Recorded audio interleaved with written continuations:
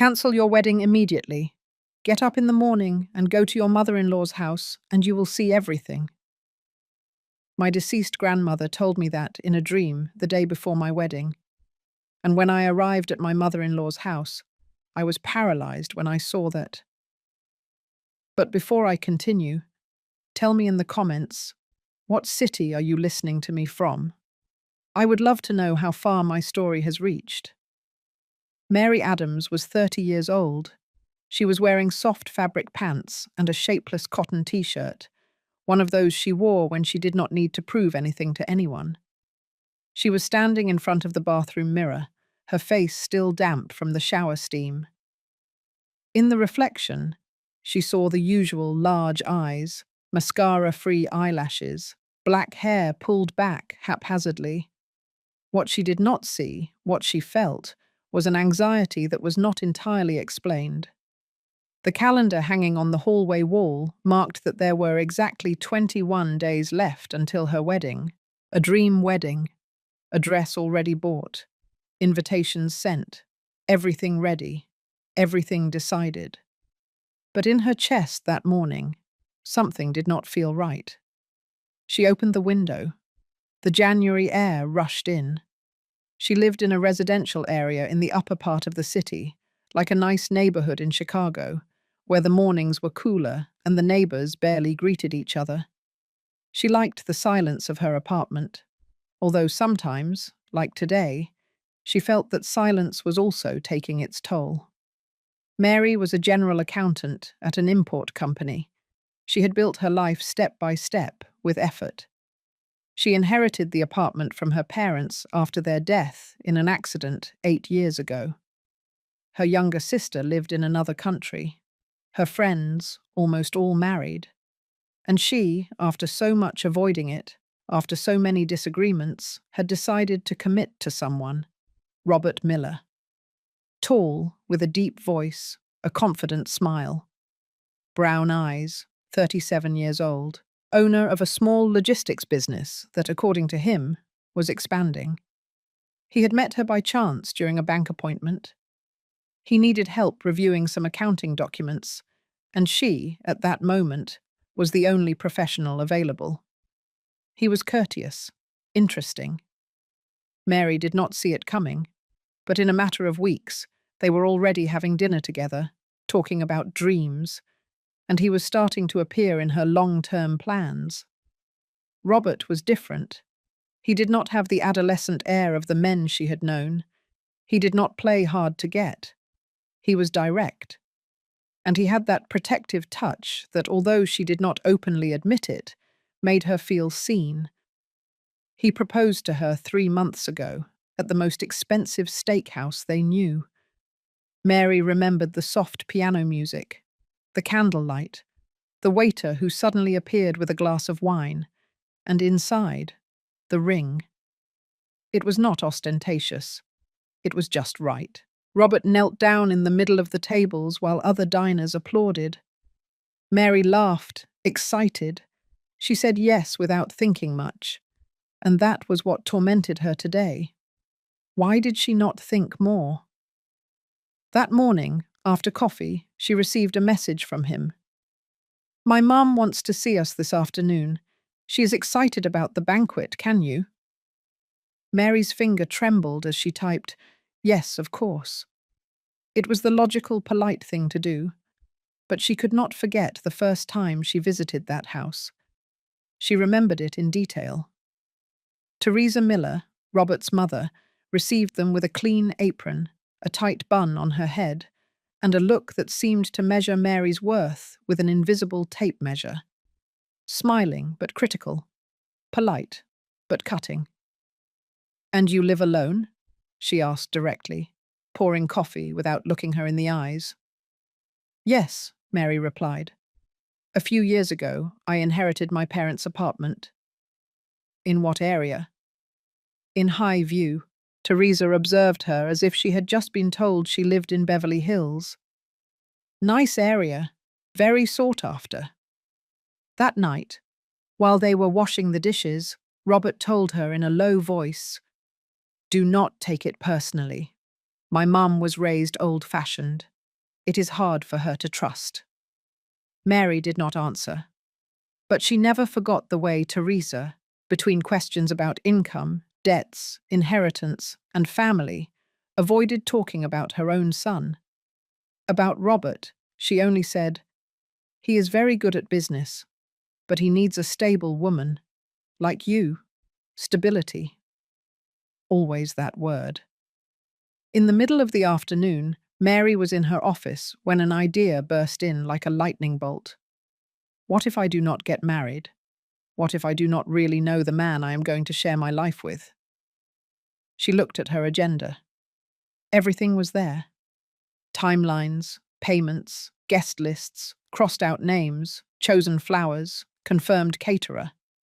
But there was no room for doubt, as if getting married were a business operation and not a vital decision. That night, she went to sleep with restless thoughts. The city was gradually becoming silent, and the darkness of the room embraced her with its familiar coldness. Mary took a long time to fall asleep. She tossed and turned. She squeezed the pillow. She uncovered herself. She covered herself again. And then she saw her, clearly. Her grandmother, her second mother, the woman who raised her when her parents worked all day, who taught her not to beg for love, to recognize signs, not to ignore gut feelings. Clara had died 4 years ago, after a long battle with diabetes. Mary still kept her handkerchief on the nightstand. But what happened that night was different. The dream did not seem like a dream. Clara was sitting in the dining room chair, the same one where she used to read in the afternoons. She was wearing her light blue robe and her plush slippers. Her face was serene, but her eyes burned. "Cammy," she said, using the pet name that only her grandmother used. "Listen to me closely, because I do not have much time. You have to get out of there. Those people are not good." Mary could not move. She could barely feel her body. She just listened. "Do not marry him. He is not who he says he is. Tomorrow, go to his mother's house. Go alone. You will understand everything." Mary tried to speak. She could not. Clara got up, took her hand, and whispered, "This is not love, my girl. It is a trap. You have to wake up." And she woke up, sweating, gasping. The clock showed 4:46 in the morning. She sat up in bed. Everything seemed normal, the room silent, the lights off. But something inside her was trembling. She got up, walked to the kitchen, turned on the light, poured herself a glass of water. Her hands were shaking. She looked at the calendar. Saturday, meeting with Teresa. She took a deep breath. Then she decided, "I am going to go earlier, alone," she murmured, feeling her grandmother's voice still floating in the air. She would not say anything to Robert. The next day, she dressed without haste. Denim pants, a simple blouse, hair tied back. She got into the car. She drove in silence. At every traffic light, the dream returned. Clara's gaze, the warning. When she arrived at Teresa's house, she parked a few houses away. She walked the last few yards. The street was quiet. She rang the doorbell. No one answered. She rang again, and then from the back of the house, she saw something. A woman was leaving through the back door. Young, blonde, wearing a red jacket. Hurried. She got into a car without looking back. Mary froze. Moments later, Teresa opened the door. "Mary, what a surprise. Were you not coming this afternoon with Robert?" "I wanted to talk to you alone." Teresa observed her with a tight smile. "Of course, come in. I was just preparing something to eat." Mary entered. The house smelled of stale coffee. Teresa led her to the dining room, where a folder with papers lay open on the table. I am reviewing the paperwork for the event hall, she said. But what Mary did not know was that the folder had nothing to do with the wedding. While Teresa went to the kitchen, Mary took a quick look. Names, lists, addresses, and a title, Single Property Owners. A chill ran down her body. Then she understood. The woman who left through the back door was not just any visitor, and Teresa was not just an intrusive mother-in-law. Mary swallowed. Her heart pounded in her chest. And there, in that house where everything seemed orderly and quiet, her life began to crumble. Teresa returned from the hallway with a tray of dry cookies and a smile as fake as the embroidered tablecloth on the table. "Do you like chamomile tea, Mary? It is calming," she said, placing the cup in front of her with hands that trembled slightly. "It is fine, thank you," Mary replied, without taking her eyes off the folder she had just seen. She had subtly closed it as soon as she heard the footsteps returning. Still, her mind kept reviewing what she managed to read. Women's names, addresses, columns with titles like marital status and property in own name, all in legible handwriting with marginal notes. Teresa sat down on the other side of the table. Mary looked at her. Her gestures seemed the same, but there was a strange glint in her eyes, an uncomfortable stiffness, as if she knew she was acting and feared being discovered. "Everything okay, Mary?" Teresa asked in a soft voice. "You look a little pale." "Yes, of course. Just, I woke up early." Lying to her was easy, too easy, as if Teresa's presence activated a defense mechanism that Mary did not know she had. While she took a sip of tea, her thoughts were a dense cloud. Who was that woman who left through the back? Why did the folder contain such sensitive information? Why was Teresa acting as if everything was fine when it was clear that it was not? "Tell me, Mary," Teresa said, while fiddling with a napkin. "Are you happy with Robert?" The question dropped like a stone in the water. Mary looked at her, surprised. "Of course," she replied. "Why do you ask?" "For no reason. Weddings always bring stress, doubts, things one thinks were already settled. And later, when you are already married, you realize there were signs, little ones, that you preferred not to see." "Are you referring to your marriage?" Teresa laughed without humor. "I did not marry for love, Mary. I married because it looked good. Because back then, a woman without a husband was frowned upon. But do not worry.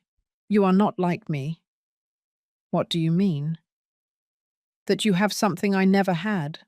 A property in your name, a stable career, control over your life.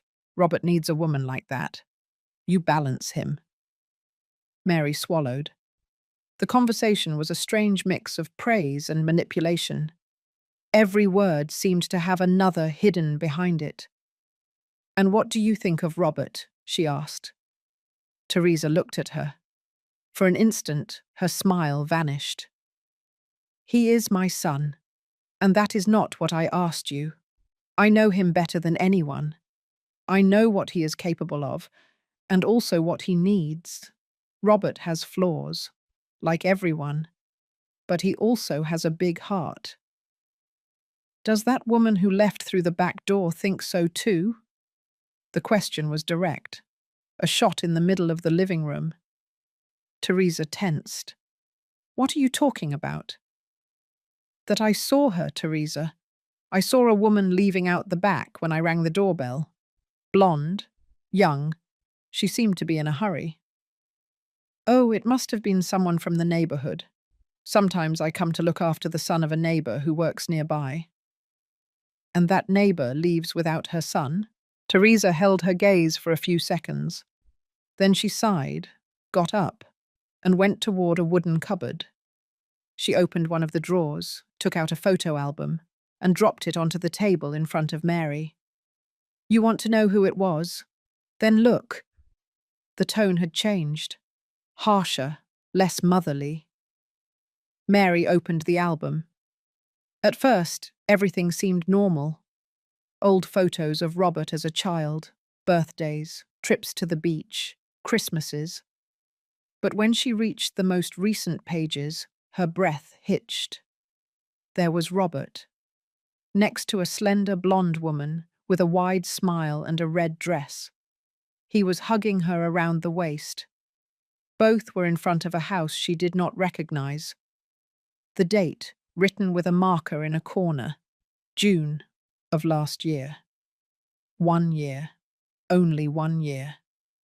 Mary turned the page, more photos of them together. At a restaurant, on a patio, at what looked like a wedding. A wedding. In the image, Robert was wearing a dark suit and the blonde woman was dressed in white. It was more informal than a traditional wedding, but the image left no room for doubt. "What is this?" Mary asked, her voice cracking. "A phase that has passed," Teresa replied, without batting an eye.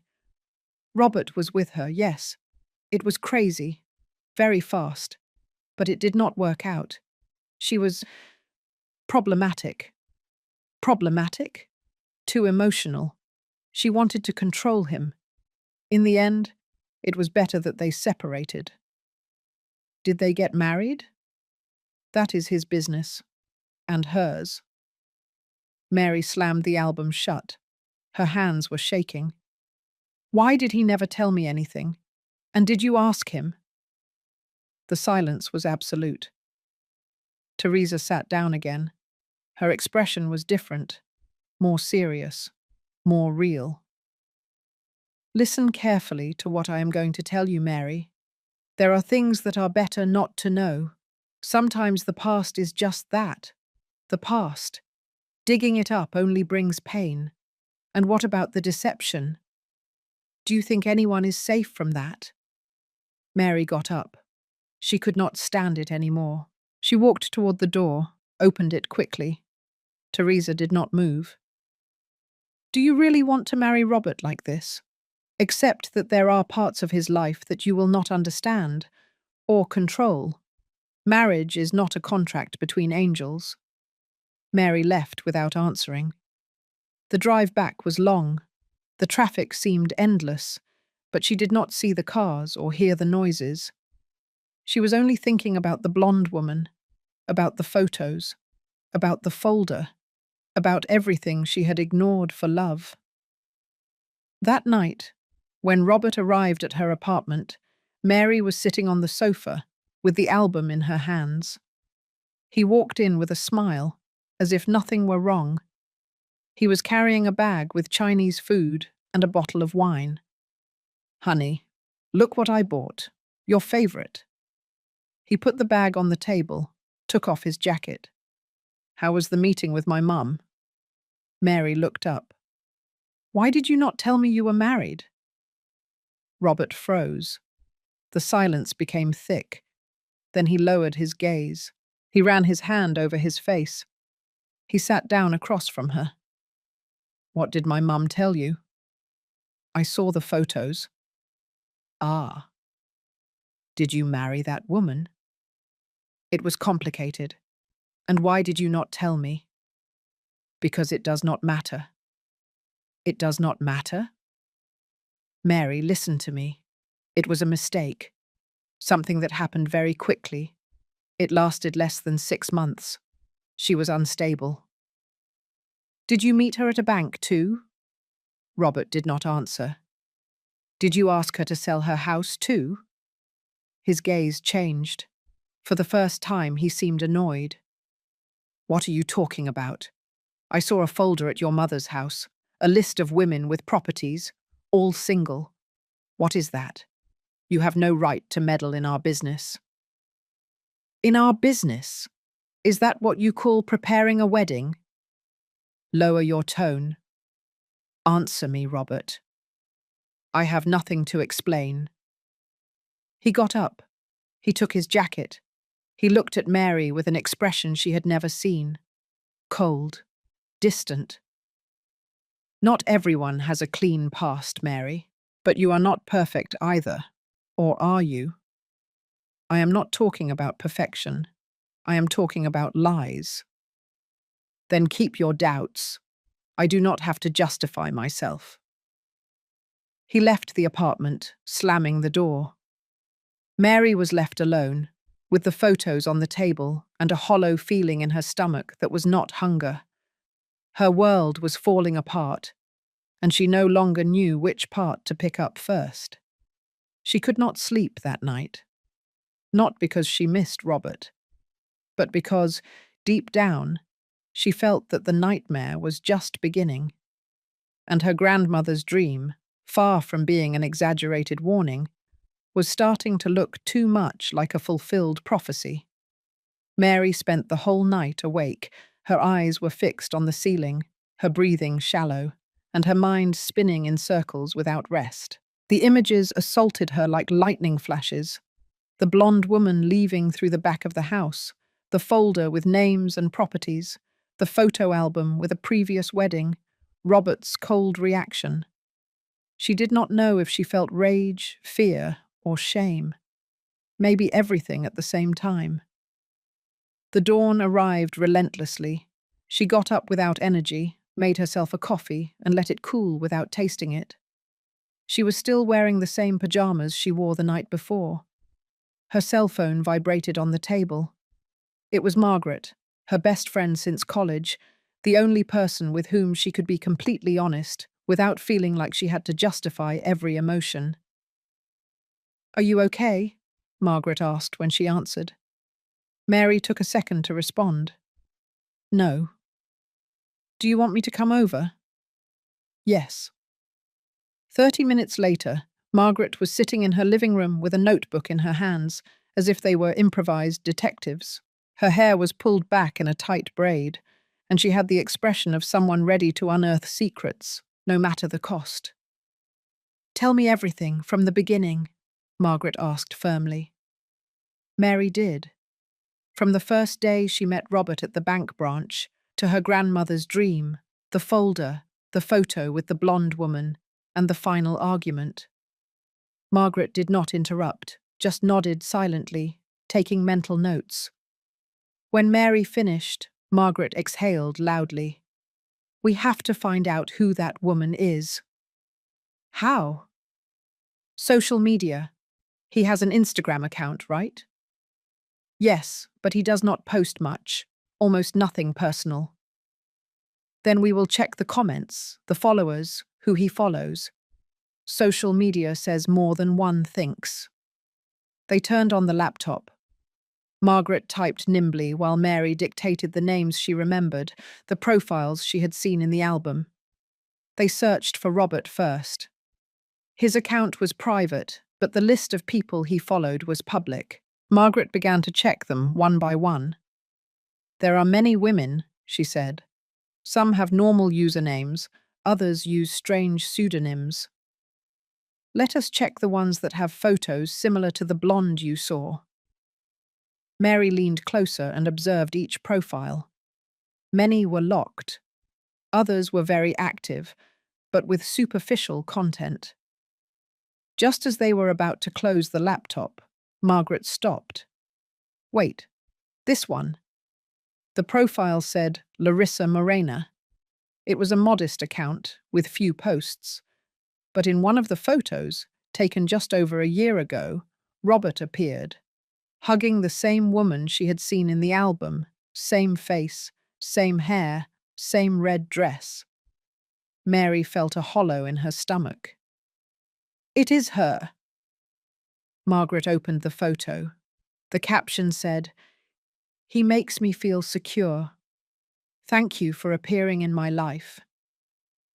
"This is from last year," Margaret confirmed. "How long have you been with Robert?" 11 months. Then they overlapped. Mary felt a shiver run down her arms. What do we do? What should I write to her? "From my account. You cannot appear." "Not yet." Margaret wrote a brief but empathetic message. "Hello, Larissa. I am sorry to write to you out of the blue. I have a delicate situation involving Robert Miller. I would like to talk to you, please. It is not a joke. They sent it. Hours passed. Mary could not concentrate on anything. Margaret stayed with her all day, and at 5 o'clock in the afternoon, the response arrived. Who are you? What do you know about Robert? Margaret showed her the message. Mary felt her heart pounding like a drum. I just need to know if you were with him last year. Some things do not add up. Please, I need to talk to you. It is important. 20 minutes passed before Larissa sent another message. Yes, I was with him. I married him? Who are you? Mary took Margaret's phone and typed with trembling fingers. I am Mary Adams. I am his fiancé. The answer did not take long. Oh my God. Another message followed. We need to talk, but not here. Can we meet? I have something to show you. Margaret and Mary agreed to meet the next day at a downtown coffee shop in New York City. The place was open, with large windows, and there were always people. It seemed safe. Mary barely slept that night, but this time it was not out of fear. It was out of the desperate desire to know, to understand, to confirm what she already feared. The next day, Mary arrived 10 minutes early. Margaret accompanied her, but stayed at another table to observe from afar. Larissa arrived on time. She was thinner than she looked in the photos. Her face was tired, with dark circles, and her hair was pulled back in a casual bun. You are Mary, she said without greeting her. Mary nodded. Both sat down. Tell me everything, Larissa said with a rough voice. How long have you been with him? Almost a year. I told my friend everything. We started searching social media. You appeared. Larissa lowered her gaze. She took a folder from her purse. She put it on the table. It is all here. Copies of the documents for the house I sold, messages from him, the police report, although it did not help at all. Mary opened the folder. The papers were organized. Public deed of sale. Bank deposit in Robert Miller's name. A printed WhatsApp message where he promised her, in 6 months, I am going to give you the house you deserve. What happened after you sold? He disappeared. He took all the money, changed his number, blocked me. I went to his house and his mother told me he was traveling, that she knew nothing. Did you not file a police report? Of course, but there was no way. Legally, it was not theft. I sold of my own free will. He did not force me. I did not leave proof that the money was for him. I did not sign anything. Mary felt a knot in her throat. And how did you meet him? At the bank. I went to do some paperwork. He helped me with some documents. He seemed kind. From there, we started dating. He told me I was different, that he finally found a mature, strong, confident woman, and I believed him. And you never suspected anything? Yes, but I confused it with normal things. That he did not talk about his job, that he did not introduce me to all his friends, that he was always so careful with his cell phone. But I thought he had emotional baggage. I felt sorry for him. Mary took a deep breath. I swear I did not know anything. Larissa nodded. Her face softened. It is not your fault either. He is a professional. He does not improvise. He has everything calculated. Do you know if he has done it before? I do not have proof, but the mother knows everything. She covers for him. And is there another woman? Yes, Jane. I heard her name. Robert mentioned her by mistake once, thinking I was asleep. Do you know anything about her? Only that she disappeared. No one knows where she is. They think she moved to another country. or that something worse happened to her. Mary felt her stomach clench. Do you think? I do not know.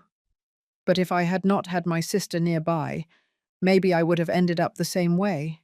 I got depressed. I shut myself in. I lost my friends. I did not trust anyone. And now, I work part-time. I am recovering.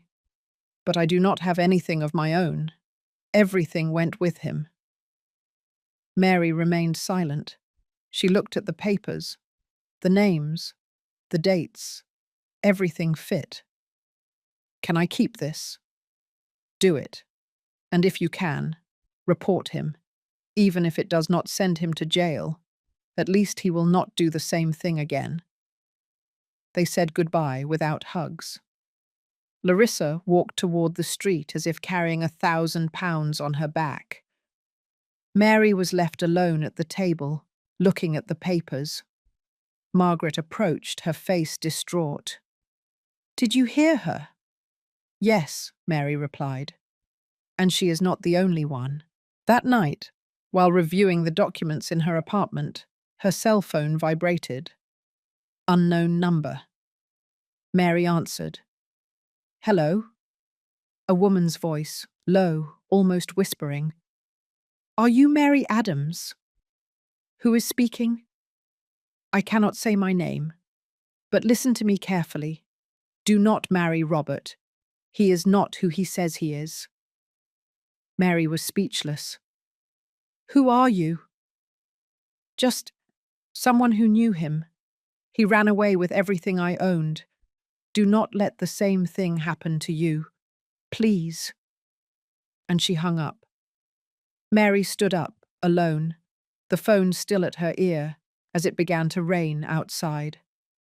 The rain was not heavy, but it had that persistent sound that seemed to drag dark thoughts, memories one would prefer to bury. The echo of the anonymous voice still floated in the air of her apartment, as if every corner had heard it. Do not marry Robert. He is not who he says he is. She turned off the cell phone with ice-cold hands. She felt a pressure in her chest, a weight she could no longer ignore. What at first seemed like a bad feeling had transformed into a truth that pursued her at every step. She was engaged to a man who built his life on lies. The next morning, even before having coffee, she dialed Margaret's number. Her voice sounded determined, leaving no room for doubt. I need an investigator, a good one, someone who does not just look on social media. I want real proof. Margaret did not ask questions. She sent her the contact of someone trustworthy, a man named Alan Harrison, former police officer, now a private detective. He had a reputation for being discreet and meticulous. Mary dialed his number without thinking. The appointment was in a small office located in an old building downtown in Miami. Alan was a man in his 50s, with a trimmed beard and grey eyes that seemed to see more than they should. He listened carefully as Mary explained everything. He did not interrupt, even once. He only took notes with a blue pen that seemed to have been worn out from writing so many other people's truths. Do you have proof? He asked when she finished. Only this, Mary replied, handing him the folder Larissa had given her. And a couple of messages. An anonymous call. Alan quickly flipped through the documents. This is enough to start, but it is not enough for a formal complaint. Let us see what else there is. How much time do you need? It depends on how many skeletons the guy has in the closet. Although I warn you, if what you tell me is true, you are not going to like what I find. I do not like anything anymore, Alan. I just want the truth. Alan looked at her for a few seconds, as if measuring her resilience. Then he nodded. I will call you in 1 week. The following days were torture. Mary lived with her cell phone glued to her hand, waiting for news. She avoided Robert with simple excuses, work meetings, headaches, accumulated work. He responded with understanding and sweet messages, as if he genuinely cared about her well-being. That was the most unbearable part. The theatre. The constant performance of a man who knew how to pretend perfectly. On the 7th day exactly, Alan called. "I have what you asked for. Can you come today?" Mary did not hesitate.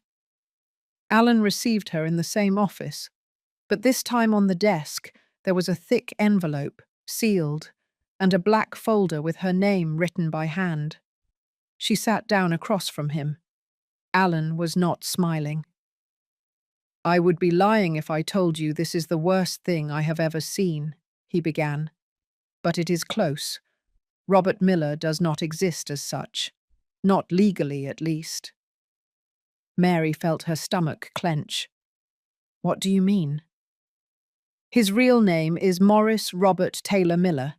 He has used at least 5 different aliases in the last 10 years, each one with seemingly legal documentation, but all with inconsistencies, altered birth certificates, passports with fake stamps, duplicated social security numbers. He is a master of camouflage." Alan opened the folder and showed her several copies. "This is his first registered marriage, to a woman named Paula Harrison, 12 years ago. It lasted 8 months. She transferred her retirement fund to him, and he disappeared. Then came his second wife, Jane Dixon, the same one Larissa mentioned. There is no record of her whereabouts from 6 years ago. Officially, she is not dead, but there is an active missing person report. And the third? Larissa Morena. 1 year ago. She, as you know, sold her house on his recommendation. Everything legal. But he disappeared before she could buy a new one. In all cases, the patterns repeat. Women with their own assets, without close family support systems, emotionally vulnerable." Mary could not believe what she was hearing. She clenched her fists on her lap to keep from crying. "And his job?" "Fake. The company he told you he owned does not exist. Never existed. He has profiles created with simulated data. Websites that look real, but are not officially registered. A facade." "And his mother?" Alan paused. "Teresa Miller is real, but she is also part of the game. She does not just cover for him. She actively participates. In fact, there is something else." He opened another folder. "She has a cousin, Diana Miller, a real estate agent. She is the one who contacts the victims, tells them about safe investments, and helps them sell their properties. She was the one who managed the sale of Larissa's house. She is also mentioned in 2 other similar scams." Mary felt nauseous. She took a deep breath. "And is there another woman now?" Alan nodded. "Yes. Her name is Ivana Stone, 28 years old. She lives in the northern part of the city. She works at a medical center. Robert, or rather Morris, met her 3 months ago. They have been dating since then. She does not know about you, and he has already talked to her about investing together." Mary covered her face with her hands. Tears fell relentlessly. "What do I do with all this?" "You can report him, although the process will be long and exhausting, or you can confront him directly, but you run a risk." Mary thought about it for a few seconds. "I want to look him in the face." Alan observed her seriously. "Then do not go alone." She nodded. She left the office with the folder in her hand and her soul shattered. Margaret was waiting for her in the car. Seeing her expression, she did not ask. She just started the car and drove in silence. That night, Mary wrote to Robert. "I want to see you. At my place. Tomorrow at 8. He replied quickly. "Of course, honey. Is everything okay?" "I just want to talk." The next morning was endless. Mary made sure the camera system was working. Alan had installed two hidden devices the day before, one in the frame of the dining room painting, the other in a lamp in the hallway. Margaret would stay in the bedroom, ready to intervene if something went out of control. At 8 sharp, the doorbell rang. Mary opened the door. Robert was immaculate, with his white shirt and usual smile. "Hello, beautiful. I missed you." Mary did not answer. She stepped aside and gestured for him to come in. He entered, without noticing anything strange. He sat down on the sofa as if it were his home. "What is this mystery? Are you going to give me a surprise?" Mary sat down across from him. The black folder was on the table. "I want you to see this." Robert opened it. He read the first page, then the second. His expression began to change. The smile faded. His eyes hardened. "Where did you get this?" "From someone who tells the truth. You have no idea what you are doing." "I know I do." "You are making a mistake, and the only mistake was believing in you." He slammed the folder shut. He leaned toward her. "You do not know what you are getting into, Mary. Are you threatening me?" He smiled, but it was not his usual smile. It was different, crueler. "You messed with the wrong people." He got up, took his jacket, and left. Mary did not move until she heard the door close. Then she ran to the bedroom, where Margaret was already standing, phone in hand. "Did you record everything?" "Every second." Mary breathed, but it was not relief. It was the beginning of a war. The silence in the apartment became thick, as if the walls had heard Robert's every word, and also knew that something terrible was coming. Margaret slowly closed the bedroom door, still holding the cell phone, the video recorded and protected. Mary sat on the edge of the bed and lowered her gaze. She was not afraid yet, but she had a clear awareness of what she had just provoked. She had crossed an invisible line. She was no longer the deceived woman. Now she was the woman who had exposed an entire web of lies. And that, in Robert's world, was declaring war. The first thing she did was cancel the wedding. She called the planning company, the event hall, the florist. Everything, one by one. Each call was a liberation, and at the same time, a wound, because it still hurt. Not the love, but the deception, the profound, the systematic, the planned, the cruel. A few days later, the other things started. At first, they were small things, an unidentified call that hung up as soon as she answered. Then another, with a distorted voice that only repeated her name and hung up. Mary thought it was a coincidence, or perhaps a bad taste joke. But deep down, she knew it was not a joke. It was the beginning of the punishment. One morning, when she went down to the building garage to go to work, she found a folded white envelope under the windshield wiper of her car. The paper had no return address. Inside, a message written in large black letters. "You are playing with fire. It burns nicely, but it kills slowly." Mary froze. Her fingers trembled. She looked around. No one.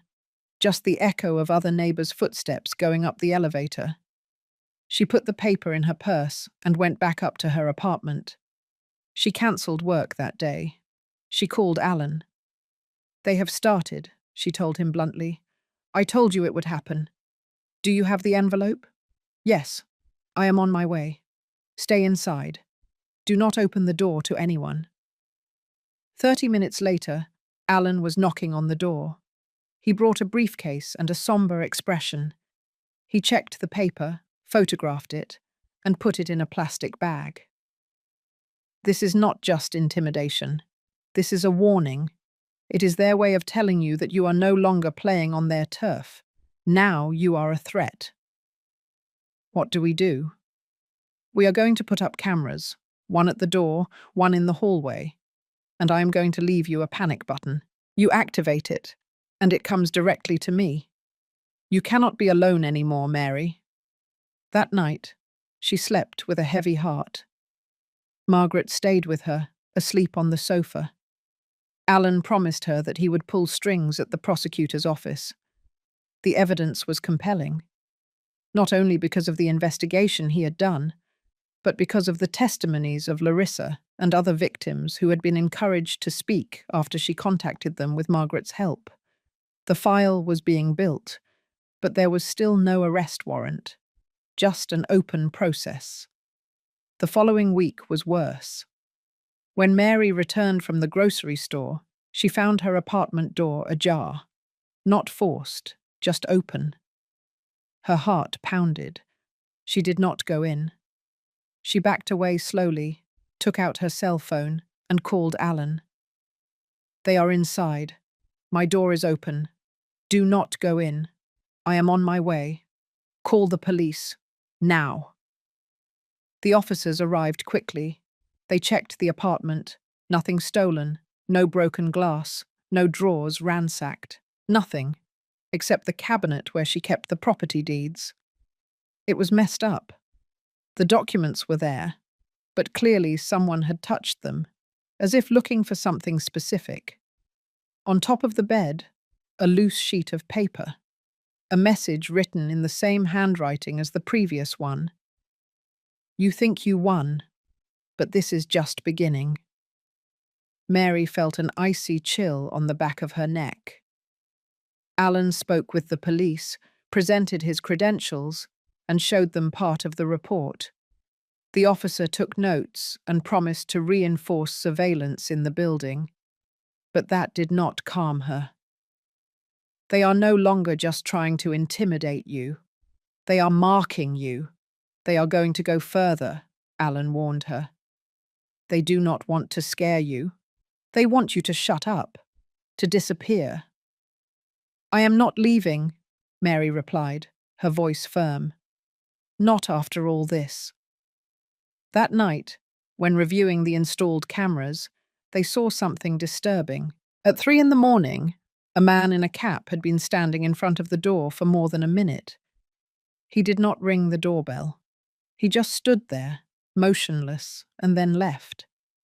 His face was not visible, but his posture, his body, was unmistakable. Robert. The video was handed over to the authorities. Days later, someone else knocked on her door. It was a tall, slender woman with a harsh elegance, as if built through forced distrust. Diana Miller, the same real estate agent, the same one Alan's report had linked to the sales of the other victims. Mary did not open the door. She looked at her through the camera. Mary, the woman said, looking directly at the lens. I do not want problems. I just want to talk. I have nothing to talk to you about. You are walking on a very thin rope. You have done enough. Leave things as they are, and all this ends. Is that a threat? It is advice. You have no idea who you are messing with. You do not know what my family is capable of. The police already know who you are. Diana laughed. It was not a funny laugh. It was bitter, like someone who knows they are above the law. The police are not going to protect you when we are inside. And believe me, we could get in whenever we wanted. Mary felt her blood run cold. Diana left without looking back. Mary sent the video to Alan. He shared it with the prosecutor's office. The case gained momentum. The complaint was formally filed under charges of fraud, identity theft, and criminal conspiracy. An arrest warrant began to be processed. But the process was slow. The laws did not move with the urgency Mary needed. She installed an electronic lock. She hired private security. Margaret temporarily moved in with her. Alan came by every night to check everything. Still, She could not sleep more than 3 hours straight. The phone kept ringing at strange hours. She received empty emails, messages from fake accounts with photos of her building. The threats were mixed with constant fear. But something inside her was growing. It was not hatred. It was determination. On Friday night, Margaret went out to see her mother. Mary was alone for the first time in days. She took the opportunity to review the papers calmly, organize everything into folders, and scan documents. Meanwhile, a storm began to cover the sky. At 9 o'clock, the hallway camera activated. Mary looked at the monitor. It was Robert. He was standing in front of the door, wet from the rain, wearing the same white shirt, as if he did not care about the scene. He was looking directly at the lens. He did not move. Mary did not breathe. He raised his hand.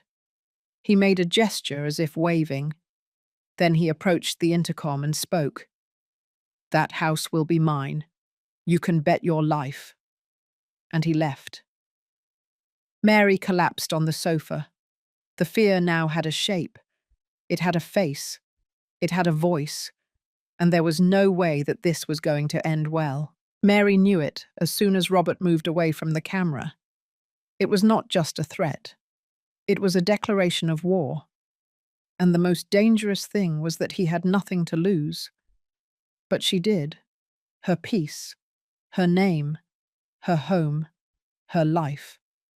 Alan arrived 30 minutes later. They reviewed the video together. He did not say anything for several seconds. Then he pressed his lips together, closed the laptop, and looked at Mary with a seriousness he had not shown before. "Time to wait is over. Now we go after him." Mary nodded. She was ready. The next step was to gather the others. Alan proposed it. It was time to consolidate the evidence, coordinate efforts, show that it was not an isolated case, but a carefully woven network of scams. Mary made the calls. Larissa was the first to respond. Then Jane appeared. She was not dead. She was not lost. She was hiding in another city, with another name. When she found out Robert was looking for her, she disappeared without a trace. She had been in psychological treatment for years. When she received Mary's message, she hesitated. But then she decided to speak. The meeting was in a discreet place, Alan's office. 4 chairs around a grey table, neutral walls, a window covered by blinds. Mary arrived first, then Larissa, her countenance already firmer, then Jane, who entered with short, nervous steps, as if everything in that space could betray her. And finally Irene. Mary did not know Irene. Alan had contacted her after reviewing Robert's latest activities. Irene had not been scammed, but she was about to be. She had a house in the suburbs of Dallas, lived alone since her mother died, and had met Robert at an art gallery. He approached her with the same discourse, admiration, sweetness, promises of a joint business. When she began to suspect, she found an anonymous blog online where a woman warned about her case. It was Larissa. The conversation between them was tough, but also powerful. They were not just victims, they were survivors. Each one told her story from a different angle, but the wound was common: the deception, the manipulation, the shame, the fear. Jane was the hardest to listen to. "He asked me to sell my parents' house. He promised me we would open a clinic together. I gave him everything. When I started asking questions, he locked me in my own house for days. He took my phone. I had to escape through the window. No one believed me. The police did nothing. My sister thought I was exaggerating. I went to another city with the little I had left. I changed my name. I did not dare to report him. Until today." Larissa took her hand. Irene had tears in her eyes. "What do we do? How do you fight someone like him?" she asked. Alan placed a folder on the table. Inside were copies of the reports, the complaints, the fake documents, the call records, the videos from the hallway camera, the written threats, the names of all the women contacted. The case was no longer a file. It was a ticking time bomb. "The prosecutor is already informed," Alan said. "The complaint has been formalized as aggravated fraud and criminal conspiracy. We are about to get the arrest warrant. We just need one more piece." "And what is that?" Mary asked. "Teresa." The glances crossed. Teresa Miller, Robert's mother, the silent accomplice, the woman who had opened the door to every victim, who asked financial questions disguised as innocent conversation, who covered up every disappearance. "She knows everything, maybe more than him," Alan added. "But she is afraid, and the only way to break the structure is for one of the pieces to crack from within." Mary thought for several minutes. She knew where Teresa lived.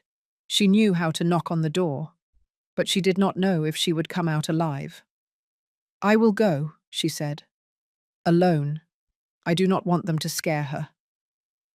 Alan disagreed, but finally accepted. He placed a hidden microphone and a tiny camera on the lapel of her coat. Margaret accompanied her to the building entrance, and then waited outside, in the car. Mary climbed the stairs with tense legs. She knocked 3 times. Teresa took a long time to open. Her face showed surprise, but not the feigned kind from before. It was something else. Pure tension. "What are you doing here?" she said, without hiding her discomfort. "I need to talk to you. Alone. I am not here to fight, or to scream, just to talk." Teresa hesitated, but stepped aside. Mary entered. Everything was the same as the last time. Too much order, too much silence. They sat down in the dining room, face to face. "Your son came to my house. He threatened me. I have proof, recordings, testimonies. We know everything, Teresa. We know about Diana, about the other women. You can help us, or you can go down with them." Teresa lowered her gaze. Her fingers trembled. She did not say anything for almost a minute.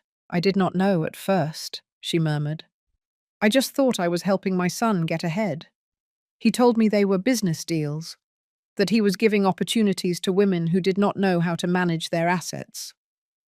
"And when they disappeared," Mary asked, "did you also justify that?" Teresa burst into tears. They were not loud tears. They were contained, as if she refused to give in completely. "It all got out of control. Diana was the one who convinced him to continue. She is ambitious. She pushed. I stayed quiet. And that makes me an accomplice. I know." "Then speak. Give a statement. Help stop this. There is no turning back." Teresa looked her in the eyes, for the first time, without a shield. "Do you promise me they will not kill him?" "I promise you that we are going to seek justice." Teresa nodded. Alan and the prosecutor met with her 2 days later. She gave a statement. She detailed the movements, the names, the dates. She handed over documents, even copies of contracts she had hidden out of fear. Her testimony sealed the indictment. That same week, the operation was authorized. Diana was arrested at her office. She had fake documents, lists of properties, and bank records of the victims. She was arrogant at first, but when they showed her the video of Teresa testifying and the evidence found, she collapsed. She started crying. She shouted that Robert had manipulated her, that he forced her, that she was only following orders. She was taken into custody, without bail. The media began to catch the scent of the scandal. A network of scams affecting single, vulnerable women from within their own homes. Social media was flooded with messages. More women wrote to Alan. to Mary. There were other victims, in other cities, in other states. Some had been silent for years. Now they felt they could speak. Mary could not believe how far everything had gone, and yet the most important thing was missing. Robert. He had disappeared. Since his last appearance in front of the camera, he had not been seen again. His cell phone was turned off. There were no bank movements, no digital trace. But Alan did not let up. On Thursday night, Mary's cell phone vibrated. It was late. Margaret was sleeping. Alan was on the screen. "Mary, we have him." She sat up immediately. "Where?" "In the city, in a hostel in the Greenville neighborhood, registered under the name of Maurice Stephen Scott. An informant recognized him from the photo that circulated. We have already activated the order. The police are on their way." Mary stayed seated, phone in hand, looking toward the window. Outside, another storm began to form.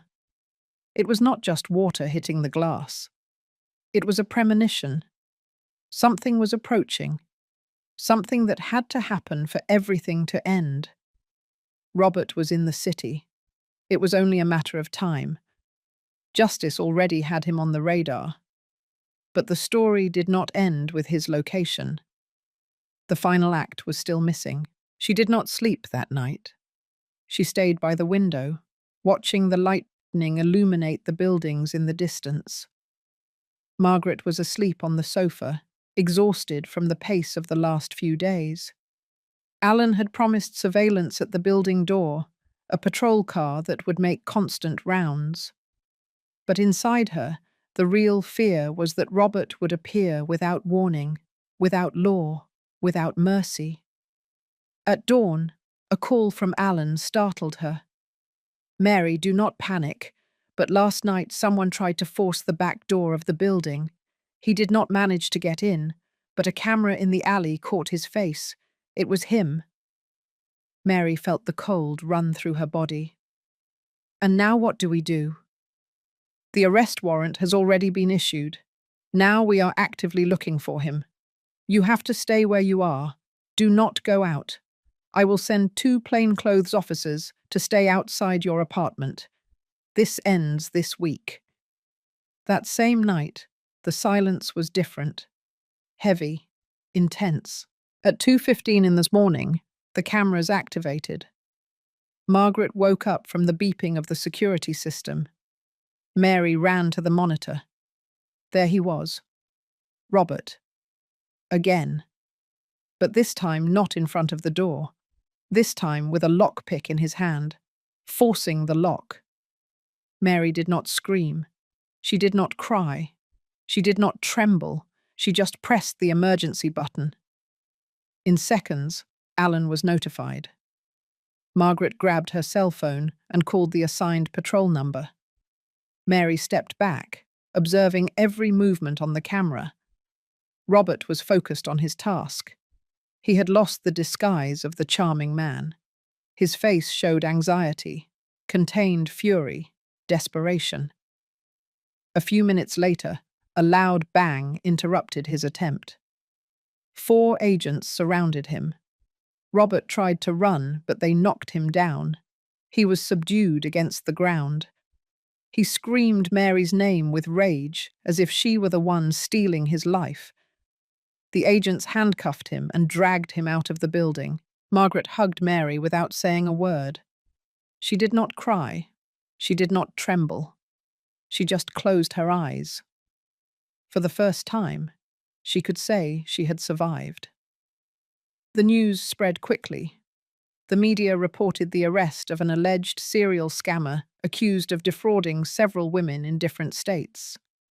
Robert Miller, also known as Maurice Taylor, was in custody. The preliminary hearing was scheduled for 5 days later. The courtroom was filled with faces who knew their story from the inside. Mary arrived accompanied by Margaret, Alan, and a prosecutor. Larissa, Irene, and Jane were there too. Teresa arrived alone. No one hugged her, but everyone understood the cost she had paid for testifying against her own son. When Robert was brought before the judge, his eyes locked onto Mary. He did not say a word. His face was hard, without a trace of emotion. He was not the man who had charmed her. He was someone else. A hollow being, like an abandoned house that only preserves its facade. The prosecutor presented the evidence, the recordings, the forged contracts, the testimonies, the bank accounts, the multiple identities. Each witness provided a part of the puzzle. When it was Teresa's turn, the silence in the room became thick. "I was his mother," she said, "and I failed as a mother. I kept silent about what I should have reported. I looked the other way when the lies became obvious. I thought I was helping my son rebuild his life, but what I did was support his wickedness." The judge listened in silence. In the end, he ordered pre-trial detention without bail. The trial would continue its course, but Robert would not walk free again, not without facing justice. Mary did not smile. She did not celebrate. She just breathed. A deep breath. Different. Free. Outside, the victims hugged each other. They were not the same women he had destroyed. Now they were different. Stronger. Closer. More awake. Alan looked at them with respect. Margaret cried silently. Mary just looked up at the sky. It was as if her grandmother were there, watching everything. That night, Mary went to bed early. Margaret decided to sleep at her own house for the first time in weeks. The apartment was calm, everything in its place, everything in order. At 3 a.m, she dreamed of her grandmother again. But this time they were not in the kitchen. There were no warnings, there was no fear. They were in an open field, a place full of flowers. Clara looked at her with a smile that lit up her face. "Now you are free," she said. "You did the right thing, not just for you, for all of them." Mary woke up with tears in her eyes. They were sweet tears, of relief, of gratitude. The sun was coming through the window. The storm was gone. Days later she began to live, not as therapy, not as revenge, as a legacy. Her story had to be known. It had to reach other women, those who lived with a manipulated heart, those who did not know how to recognize abuse behind a smile, those who thought love naturally hurts, those who were silent out of fear, shame, or guilt. The book was titled The Ones Who Woke Up in Time. It was a success. But more important than that was the support network that formed from it. Mary founded a non-profit organization to help victims of psychological violence and emotional manipulation. Irene became a counselor. Larissa became the project's accountant. Jane, after several months of recovery, dared to give public talks. Teresa, after serving her sentence for complicity, offered her testimony from the other side of shame. Robert was sentenced to 20 years in prison, not for love, not for betrayal, for fraud, for emotional distress, for criminal conspiracy. But the deepest justice was not that of the courts, it was the internal one. Mary walked down the street again without looking back. She learned to trust again, although with more open eyes. She went back to sleep without expecting dark dreams. She became herself again, but a new version, stronger, wiser, more alive. And every time someone asked her how she got out of it all, she said the same thing. It was not just because of me. It was because someone from another place warned me, woke me up, held me when I could not anymore. There are battles that seem too big, monsters that disguise themselves as love, shadows that steal our breath. But when the truth prevails, when the soul clings to the light, no deception can last forever. God does not leave without a voice those who cry out from the heart. He does not abandon those who were hurt for trusting. He does not remain silent in the face of injustice.